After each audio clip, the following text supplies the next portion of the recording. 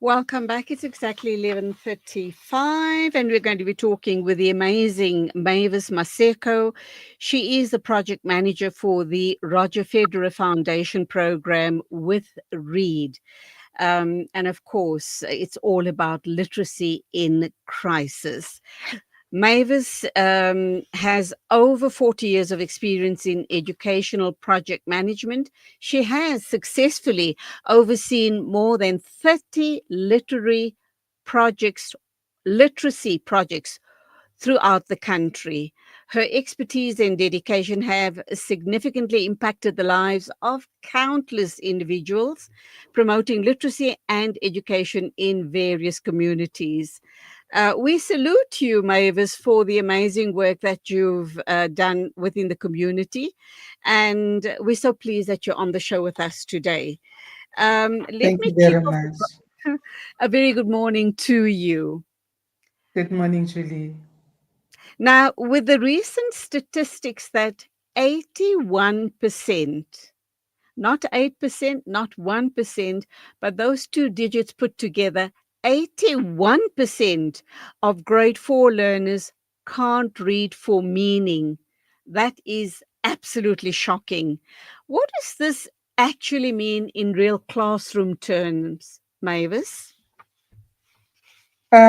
This means that we are sitting with learners whose future is doomed, because when we look at literacy is a fundamental for learning all subjects, which will enable a child to be able to read with understanding and also perform well in their future. So this is a huge crisis in our country. And also, when you look at the young people, especially our grade 4 learners, our 10-year-olds, they still have a long way to go until they get to grade 12. So at the moment, you have those 10-year-olds who are proceeding to high school, and then having the cumulative gaps and getting them at high school level where a child in grade 8 and 9 can hardly read, let alone reading for meaning. From your experience, Mavis, I'm trying to understand what are the main causes behind such a high percentage of learners struggling with reading comprehension. People might argue because English perhaps is their second language. I'm not too sure Mm, if that mm. is, in fact, the issue. Your thoughts? Yeah, that could be part of the issue, because when our children start school, according to our CAPS, that is our curriculum, our language curriculum, we have the language of learning and teaching, which they do in their home language. If I'm isiZulu speaking person, I'm going to be learning in isiZulu from grade R up to grade 3. And then when I get to grade 4, there is a switch of the language of learning and teaching, where a child now starts learning in English. So where we find the gap is where when the learner transitions from grade 3, that is the foundation phase, going on to grade 4, where some of the learners are not proficient in the language, some of the learners were not actually exposed to the English language. Because when looking at the curriculum that we have, even though the language of learning and teaching changes in grade 4, they have limited time in which they learn English. Like starting from in grade R, there's no English at all. In grade 1, grade 2, grade 3, they only have 30 minutes in a day where they learn English. So that is not sufficient time for them to grasp the language and also be able to use the language in the other subjects that they are doing at school. So that is one thing. And then the second thing is the lack of resources in our schools. We do not have resources which are suitable in teaching a child a second language. Because what is important, and I'm not disputing the fact that they also need to learn in their language, but I think they need more time to learn English. and they also need suitable resources for them to be able to be proficient in the English Okay, language. Mavis, clearly, the system is failing the children. In your years and years and years of experience Yes. with Read, what do you believe would be the solution? Because you can't put a child in grade R or grade one, for example, having spoken his mother tongue up to that point in time and expose him to English without any preparation and without the necessary resources in place. What do you believe is the answer here? The It's quite answer, complex. It's quite complex. yes, I do understand that, and I yes, also mm, understand lack of resources. But in your yeah. years of in your current position, please guide In, us. yes, in my current position, what we do in the projects that we have, and 80%, if not, yeah, about 80% of the schools that we work in are rural schools where there is nothing. So the Sure. first thing that we do in those schools is giving them resources. We offer resources. We have resources as Read Education Trust that we put into the school for the projects. And after putting in the resources, we go back to the teacher, start training the teacher, developing them, showing them the methodologies and strategies on how language should be taught. And then after the training, we go into the classroom with the teacher, monitor, co-teach with the teacher, do demonstration lessons with the teacher. And then the third thing that we also do in the work that we do is also getting our classrooms to be environments for learning, that we also help teachers to set up classrooms in order for them to be environments, good environments for learning. And then the fourth part that we do is also to reach out to the parents. Parents should also be accountable and also take responsibility for their children's learning. So if you do not rope in the parents, a child, sometimes for other children, school does not make sense to them. But if we extend school to the home and showing parents how they can support their children while they're at home, even if a parent cannot read or write, but just creating that learning environment in the home also helps for our learners. And then lastly, another important thing that has been missing in our schools is looking at the leadership of schools, our principals, and also our departmental heads who are in charge of the different phases, that we first capacitate them on turning their schools into literacy centers or literacy hubs where learners learn. Like, for instance, where you have different subjects, we encourage that let all the subjects be a subject where you learn the language of mathematics, you learn the language of physical science, so that a child's vocabulary, especially children who are not English speakers, are able to start becoming proficient in the language.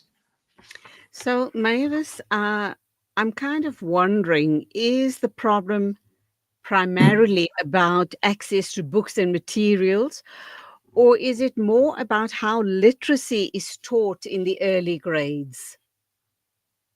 I think it's both. It's both.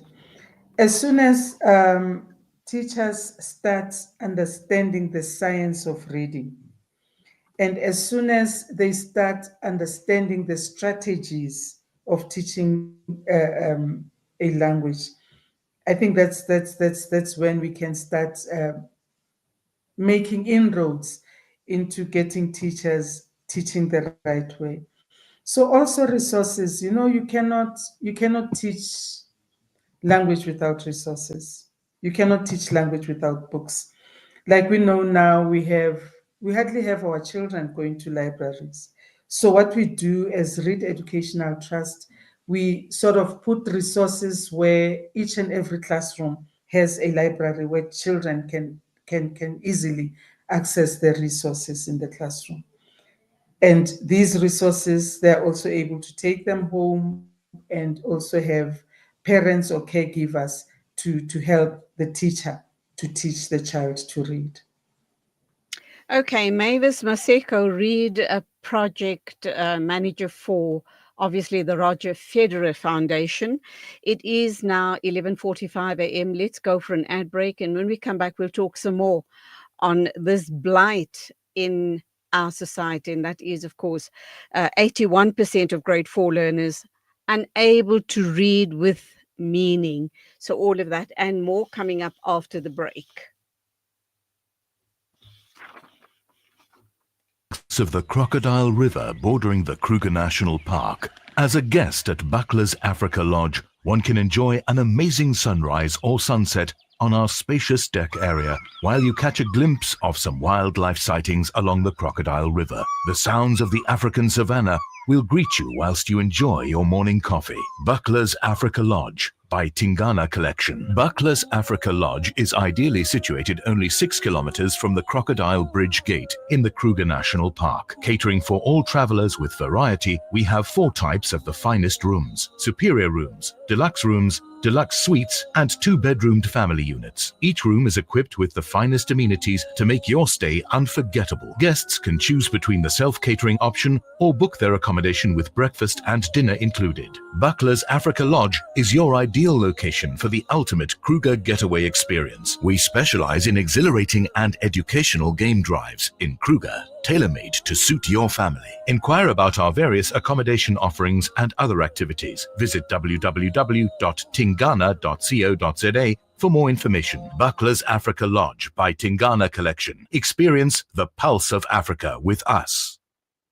Discover the Africa of your dreams and surround yourself with her spectacular beauty. Relax beneath her serene sunsets and explore wildlife at its natural best. It's where the pride of Africa comes together. The Kwantu Private Game Reserve. Get to know the Big Five or cruise on an elephant safari game drive. Interact with lion and tiger cubs and enjoy world-class halal cuisine while we pamper you during your 5-star stay. Indulge in the true African experience. For reservations, call now on 042-203-1400 or visit kwantu.co.za. The Kwantu Private Game Reserve, the place of gathering. World-class financial services only at Sapphire Global, your financial partner. If you are looking for Islamic, Sharia, and ethical financial products, look no further. Sapphire Global offers a wide range of financial service offerings from short-term to life and investments. A full-service center with all financial requirements under one brand. Our highly skilled and experienced consultants are ready to help protect your financial future. Contact us on 041 001 0184 or visit our website on www.sapphireglobalfs.com. Sapphire Global is an authorized financial services provider. Kids these days are smart, and when you're competing for their attention against their smartphones, you need to make smart choices, like using Sunfoil triple refined pure sunflower oil in every meal you make. It's naturally cholesterol-free and approved by the Heart and Stroke Foundation as part of a balanced eating plan. So whether you're cooking, frying, or baking, you get the great tasting results that'll get their attention faster than the latest app. And if that doesn't work, change the Wi-Fi password. Sunfoil. Now we're cooking. Connect and stay ahead with Salam Media. This is Salam Media, coming to you live from South Africa. Welcome back. We are in conversation with Mavis Maseko. She is the project manager for the Rodger Federer Foundation program with READ. And of course, READ is all about literacy, upliftment, and awareness within our communities. Mavis, welcome back. Lovely talking with you. And Thank you. let's understand. As you're talking, and one of the questions I asked you was about the problem of comprehension amongst our children. One of the key elements to that is because English is their second language. But how do other issues impact, like class size, teacher training, of course, language of learning, and for the child to be able to read with meaning by the time they reach grade 4? Okay, looking at the those issues, let's start with the class size. The problem in our schools now, especially in our township schools, are the sizes of our classrooms. Some classes you have one teacher with sitting with 60 learners. Sure. Other schools you have one teacher sitting with 70 learners. So this is also another thing that the system is failing us with. And the reason for this is that if a school, like for instance, if I have a school where I have a total number of, let's say a total number of learners that I have at 300, they give or they allocate teachers according to the number of learners that you have. It doesn't matter whether you have 60 grade ones, but for grade 1, they will allocate one teacher. So that is where things went wrong, where you are allocated the number of teachers by the learners that you have in a school. So you end up having teachers who have those big classes, or teachers who are, we still have multi-graded classes where you have your grade 1 and grade 2s sitting in one classroom. So that is also one challenge that we still need to be looking at as a country.